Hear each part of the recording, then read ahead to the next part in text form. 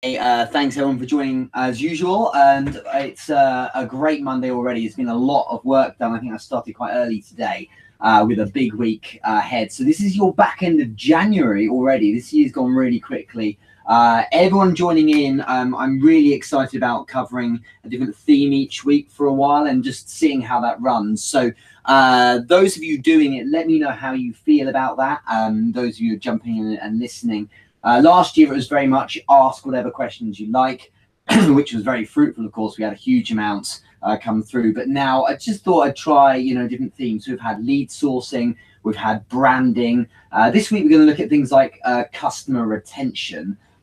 And that can cover many things related to existing customers. So those of you who are on the stream, either live or in fact afterwards, pop in a comment if you have a question and we'll answer those. But otherwise, I just thought I'd keep it quite a short one today. There's a huge amount to actually cover. So what we're going to do is look at the questions you've sent in. Relating to different ways in which we can work with existing clients when it comes to maybe changing things. I think that's kind of the main thrust of your questions today. We're just going to check that Facebook can connect and then we'll get started. As usual, thank you to everyone on the likes of SoundCloud, on the podcast as well, and so on for joining in. It's really amazing that you're joining each week.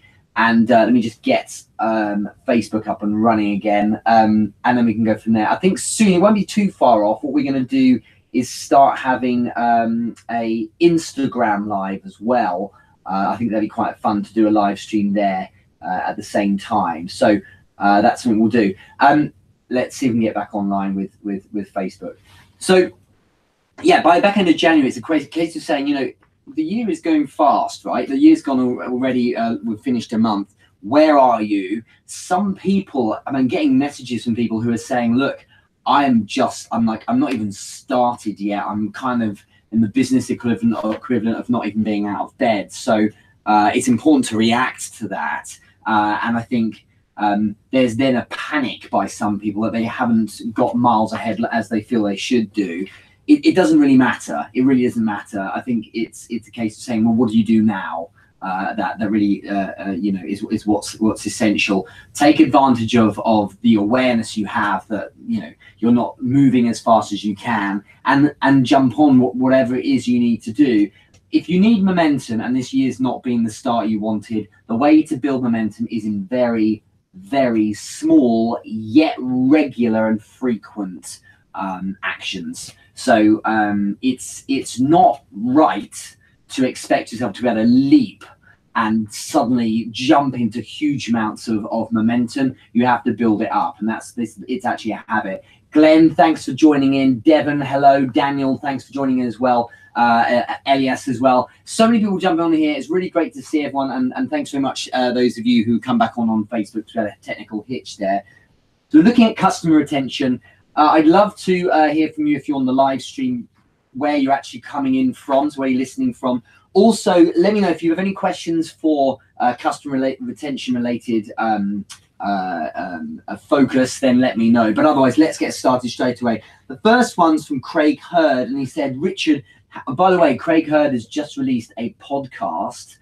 If you go to Facebook and search in groups for habit hackers, he interviewed me last week, and that's my interview with him on time management and productivity hacking, which is about an hour we did the interview for, but it's a great little group he's got, and it's on the iTunes store as well. So if you've got an iPhone or iTunes, you can access it there. But thanks so much to Craig for that. And his question is, Richard, how do you find the balance between making your customers happy and gaining referrals from them at the risk of turning them off?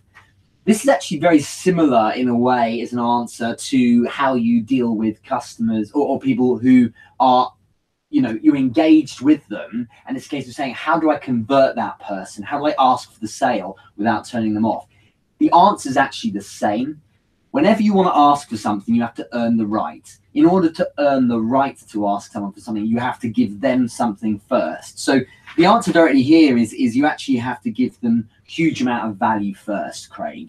if you want to ask people for referrals, and I'm going to get into whether you should or shouldn't in a minute, but if you want to ask people for referrals, you need to make sure that person's feeling great about you, because firstly, if you ask and they don't, you're not going to get a referral anyway. But second, and really importantly, you're going to want them to feel, hell yes, I want to give people a referral. So what you want to do first is give them a really good reason to give you a referral. So what have you done for that person that makes them want to scream out to their network, this is a guy worth paying attention to? The question is in there. And if you can do something wonderful, if you can change the world, impact them, help them out in some way that really is change their perspective or impacted on their life, you're in probably a good position to ask for a referral.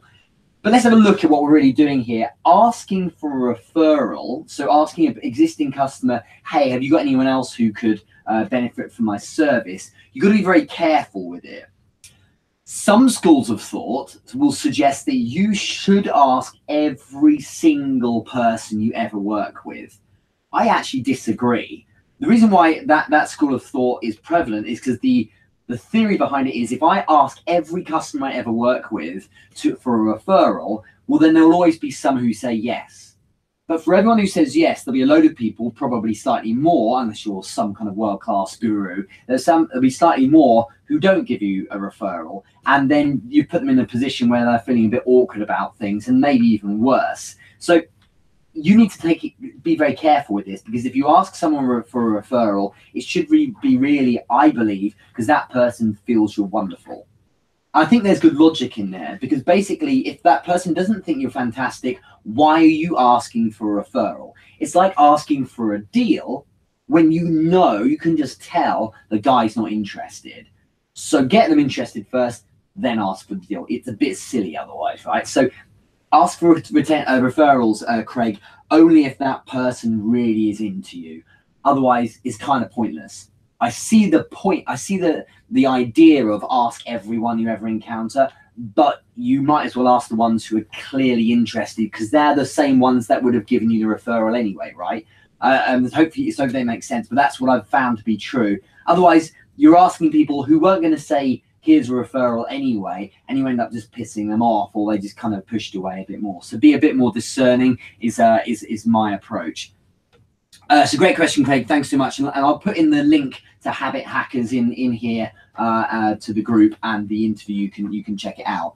If we're talking about customer retention today, anyone joining in, if you want to write a question about customer retention, how to keep customers, anything along those lines, let me know and we'll answer that straight away. But if we go on to the next question, this is from Devon Scott. He said, when you come around to raising your prices, how do you keep from estranging old return customers who've become accustomed to your previous costs? I dealt with this one really recently with a great sales company in London. I was sitting with their account managers. There are a load of account managers, and these guys, by the way, everyone, thank you for joining in here. So Venu, I've just seen you joined in. Chris Cumby, thanks very much for joining as well. This happened really recently, and there were a load of account managers I was working with. I was giving them some coaching, and they said, our problem, Richard, is that we have customers that every year they pay that same amount, and now we're being asked by our business to ask for more money. So it's called creepage by some companies. The idea that each year you just ask for a little bit more. I hire a hall for my Taekwondo academies, and every year they just add £1 extra per hour onto the price. And you just think, great, so you're just making even more money from me. And I resent it slightly because of the way it's done. And this is why you need to do it right. When I sat down with these account managers who are like, how do we ask our customers to buy the same product for the next year and charge them more, like 15, 20% more? How do you ask for more money? Because, it's fairly reasonable for the customer to say, but why should I pay more when I'm buying the same product? And that's the point. That's exactly the point. You kind of can't ask for the same thing, ask for more money for the same thing. What you need to do is what's called create a business reason. If you create a business reason rather than a, well, just because as a reason, then people feel a little bit more that it's reasonable that they should pay a bit more money. So that hall I hired from Taekwondo, if the people running that kind of center had decided to raise the price and said, here's the business reason why we need to raise the prices, then I would have felt maybe a little bit better about paying it. But when it's met with no reason, it's just we're putting them up this year, it makes you feel like, you start getting a bit of like you feel a bit rubbish, really. As a customer, you feel a little bit resentful of that. So it's essential to get this right. For all things, really, there should always be business reasons behind it. If it's your urgency when you're trying to close something, a business reason for it. Not, because it's the end of the week, let's try and get this closed off. All you're basically saying is, I want this closed off because I want to close you. So let's just do it. And you're relying on good favor there, which is no way to actually close things properly. So instead, to answer this question here, if you're raising your prices, Devon, listen carefully here, either add something of additional value, so a business reason, because you don't want to say, because times are hard for the business, we're going to have to raise the rates, because that relies on cashing in on all the good feeling you've got off that person or those customers. And typically people don't want to pay you more because you've got hard times. It's far better to give people a business reason that is something positive, as in gives them more value. So a perfect technique here is to look at what things you could give them of more value. And the customers I was talking about, these clients who are account managers, they're saying, but we don't have anything we can give of a higher value. And that's wrong. There's actually plenty you can give. You just got to think about how you repackage things. So they were saying, but there are no other products. We sell this one thing. So what you do is you sell soft services. So what they've done is, instead of meeting, rather than calling that person once every year to renew them, they're now saying, right, what we'll do is every, something like every 3 months, we'll get in touch. And there'll be an account management service. And that's a saleable item that's normally worth a bit more. And, that's the reason why the price has gone up.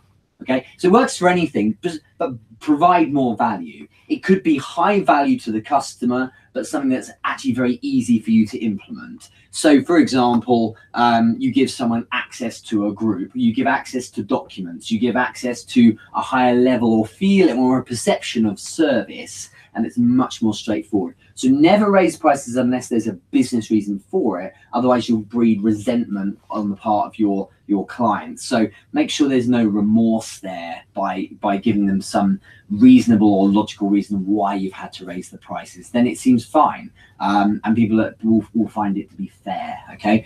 So hopefully that answers your question. If it's they become accustomed to previous costs, you need to make the value proposition, the additional thing, slightly higher in pricing, and make it so compelling that there would be madness to not buy this little extra thing and therefore pay a bit more money. So hopefully that helps. And again, thanks very much everyone joining in. There's loads of you jumping in. There's a quick one today. We're looking at customer retention. So our next question here is Daniel Nunez. I think I saw you on earlier, so thanks for joining in, Daniel. How do you diffuse a client who gets buyer's remorse and starts to dwindle off? What do you do to re-engage those who aren't living up to their potential? Well, look, if someone's getting buyer's remorse, what this means is they've gone through this journey of being kind of Rolls-Royced through your funnel or whatever. They've decided then to buy and gone ahead and purchased, but then straight afterwards they feel, did I do the right thing or not? They start to dwindle off because the journey after purchasing isn't good enough. So you need to, there's a great saying a guy who worked for me once had, he said, you have to romance them through the process. And what it means is, because the question here you've asked, the second part of the question, Daniel, is how do you re-engage those who aren't living up to their potential? You shouldn't have to re-engage them if you give them a good enough experience afterwards. So when you are closing them and leading up to that, you should be talking a lot about how the relationship will be afterwards. And what you've got to do is really simply manage expectations that they're going to get certain things afterwards. So they understand what they're getting, so they won't be disappointed, but also deliver something that exceeds, or ideally far exceeds, their expectations of what they get. So if it's a physical product, if they bought you a pair of shoes that you made, give them a call and ask them how it's been, and, you know, get some kind of, or send them a video, whatever it might be. Do something that makes the guy or the lady feel special about buying your product. It's massive to thank someone for buying something, and it goes such a long way when there's a little note in there or something like that. Daniel, glad that helps you with your question. So it's about the journey they go through. And Seth Godin once said the product they buy is actually the souvenir from the experience they've been through, or the journey they went on up until the point when they bought it. So how you kind of, as I said, how you kind of romance them to the point where they buy something, that is the thing that they fall in love with. And the potential or the outcome that they will have. Buying a Ferrari, it's amazing because I'm going to have that potential of feeling great about myself. That's what they're buying, is that kind of emotional potential. And so when they buy the product, that's the souvenir of what they thought about. And it's ironic that the actual product itself represents how they felt, as opposed to being the thing they're really buying in a weird way. But make sure, I mean, what I do is just make sure I give them something extra when they buy from me. A great example is when I started doing online consulting. I had loads of people who were signing up to it, but every single person that did, I'd whip the phone out, go on Facebook Messenger and find them, and then I'd go to Messenger and turn on the video phone, the video kind of capture, and I'd record a message, personal message, just to them saying, welcome on board. Thanks so much. I see you doing this and this and this. I found out this information. I can't wait to work with you. And thanks so much. And so just this extra level of stuff, you know, made a difference. People don't feel buyer's remorse when they feel they've made the right decision. And so when you make them feel great about it, you're solving that problem. So to solve your problem, Daniel, it's preemptive. You do it earlier on so it doesn't come up. But if someone's got buyer's remorse and you're saying, you know, how do you re-engage those who aren't living up to their potential? You have to get in there. You have to, like, disproportionately give them a huge amount of your time and show them a lot of love and attention.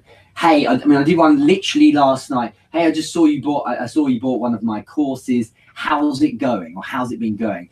That's not because that person has bought my course and I presume it won't work and I'm worried about them. It's also not because I think that there's been some evidence that that person's having a bad time. It's purely because it mitigates the risk of all that happening in the first place by them getting that message. So, like, I went through the process, I bought myself the course, I've started it. What's this? I've got a message. Oh my God, it's the course creator asking me personally, using my name, how it's going. It's that stuff. It's the human stuff that makes a difference, and people love it. It's such a shame that something so simple and so bloody human is so overlooked, to the point that doing something like that is unique or impressive or makes people feel good. Not cool. But that's the world we're in. So you should exploit the fact that people aren't kind or care enough, because that becomes a major unique selling point when most people don't bother. They focus on the sale, they get the sale and the money, and then that's the end of it. It's not really the best way to do it. So you're going to make people feel good if you actually go out and make people feel good. It's a bit more work. That call or that message takes time and isn't directly transactional. Well, yeah, but that's how you keep people. And that's how they then tell their friends, because they love how much you loved them. And that's how that person is happy to spend with you again the next year, and then be happy to spend more money, or fall in love with you so much they then buy more things as well. All of that comes from these little things at the start.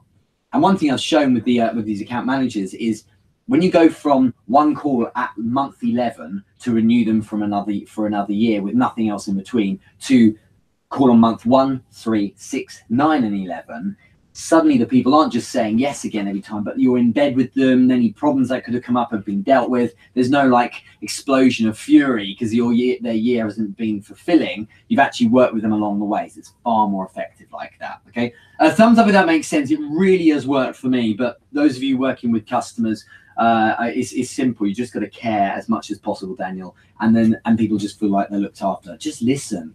You know, never suggest they're wrong. let them bitch and moan if there's a problem, then go fix it, and then fix it with a load more additional value. And they're just going to be thinking, wow, that really makes a difference. There's someone I engaged with recently, I'm not going to say who it is, but I bought a service from them, and the service said it will be turned around within 24 hours, and I got nothing.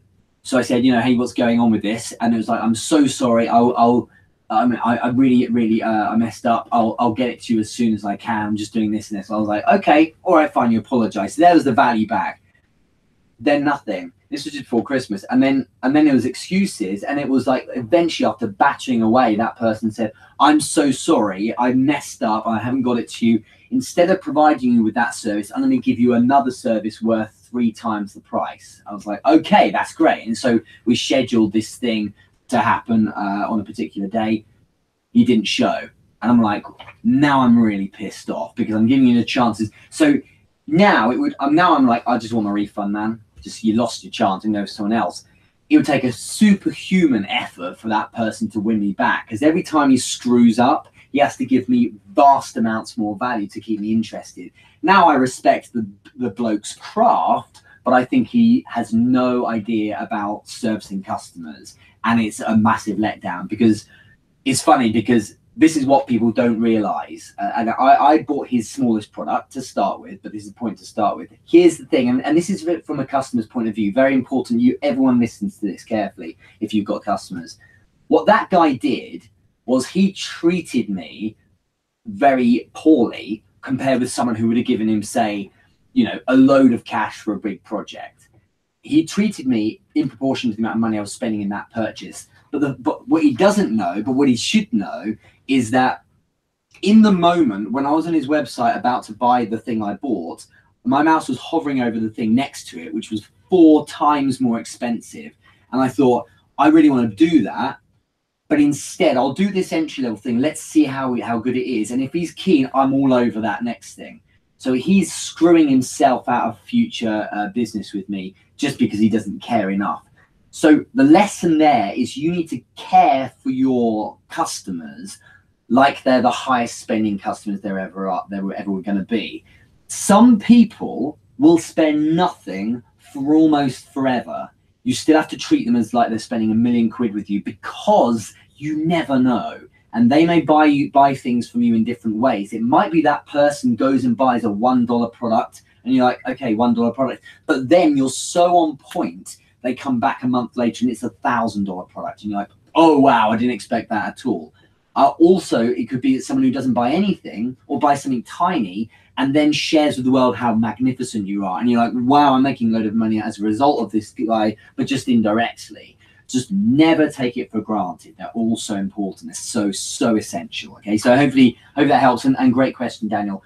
I'm just going to ask one more, unless there's any more questions. Pop them in the comments here about customer retention. Let's just ask one more, and that's Ben Lang. He's asked, Richard, what's your most effective strategy for customer retention? I think I've kind of covered it, which is care more about them than they would ever expect. Give them more from your service, or even if it's your free service, the lead magnet, like this kind of thing, give them more than they would ever expect. So you see a lot of people who jump on a live stream and then just ignored, afterwards I'll go through and answer comments or things like that if I haven't answered it on the stream. All that stuff, whatever it is, even at the smallest level, give them more than I'd ever expect. It really makes a big difference. Okay, so I think it's worth adding that customer retention requires certain basics and fundamentals to be covered.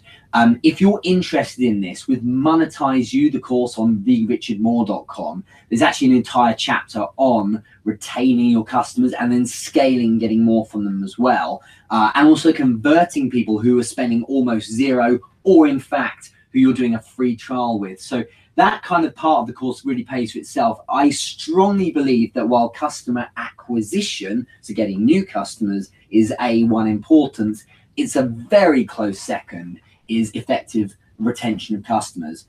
The thing to remember is you can't keep them all. I've had customers in the past who said, even though it feels like you're the best value for money and great service, we are, as policy, going to try someone else because our policy is to try different service providers forward. Sometimes there's nothing you can do about it.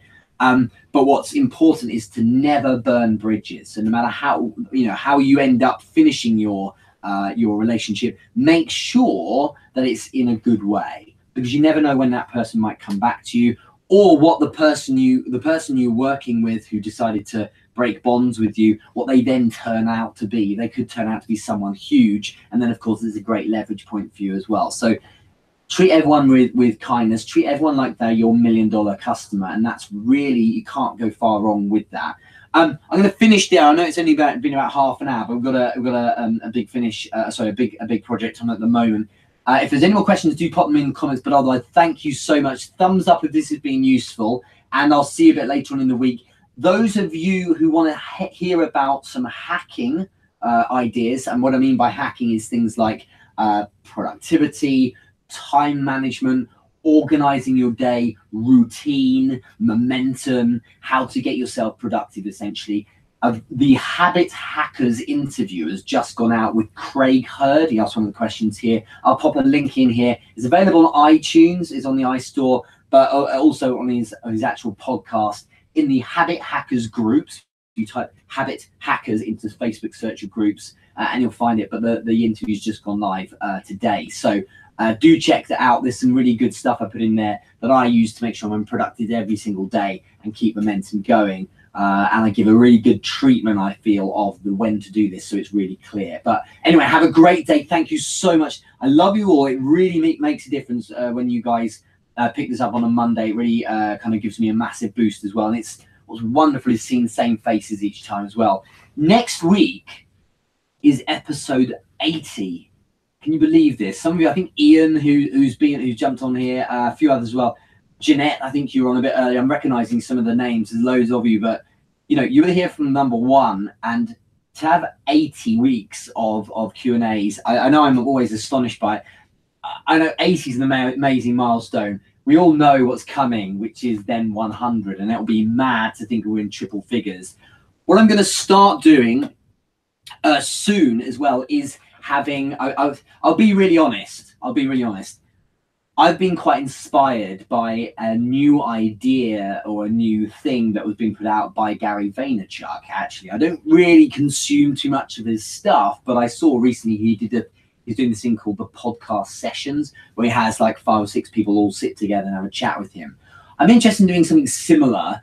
And so if any of you are interested in joining me, I think I'll have 2 people and it'll be quick chats, and kind of we'll broadcast it on my podcast on SoundCloud as well. If you're interested in doing that, it doesn't matter what you do. I'm just interested in entrepreneurs and people who are working on their own thing.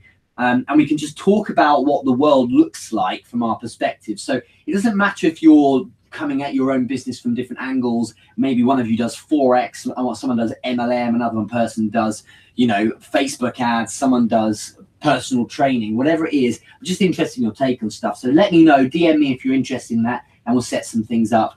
The other thing as well, and this is big, potentially, I'm interested in your appetite, okay, for a meet and greet. So a meetup, like a day or something like that, or a few hours at least, with a room in London.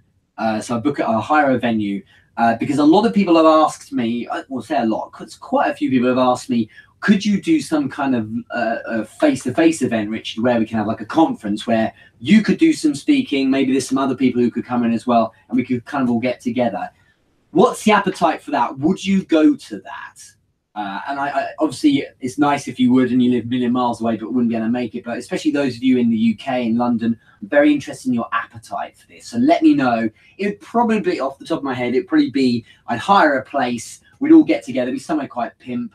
And, we probably put on food and drinks and things like that. But I'll do some talking, and I'll get some people in I know who could do some great speaking on the entrepreneur space, maybe different hacks on productivity or things like that. But it's also an opportunity for us to do some Q&As and some live chats. So Let me know if that sounds interesting. Give me a thumbs up here, or at least pop me a comment or a DM. But otherwise, yeah, hopefully that's valuable. Have a massive Monday. Really go for it. This is your last few days of January. So exit this month as you mean to start February, like with real pump. Go get it. And thanks so much for joining in. I'll catch you later. Take care.